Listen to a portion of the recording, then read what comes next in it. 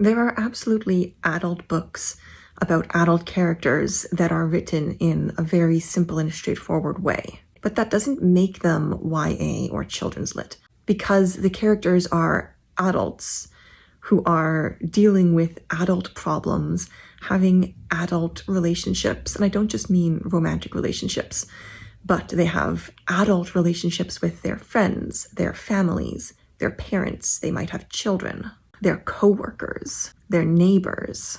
They are in adult situations. They're approaching the world from an adult perspective. That can include stuff like the example you give, describing wine. But it also includes all of the themes that are being explored from an adult perspective. Now, this doesn't mean that teenagers can't read the book. I have not personally read A Discovery of Witches, but there are all kinds of books that are about adults and primarily for adults that teenagers can still read, right?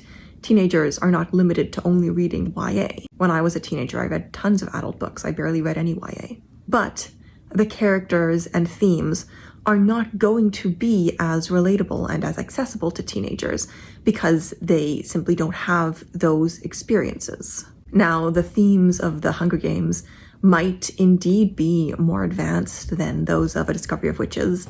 Like I said, I have not read the latter. But regardless, the Hunger Games is approached from a teenage perspective, and all of those themes are explored in a way that is specifically accessible and relatable to teenagers because of that teenage POV. So the complexity of the language, the prose, the structure, that is only one aspect of making a book adult. Not all adult literature has complicated structure, complicated prose.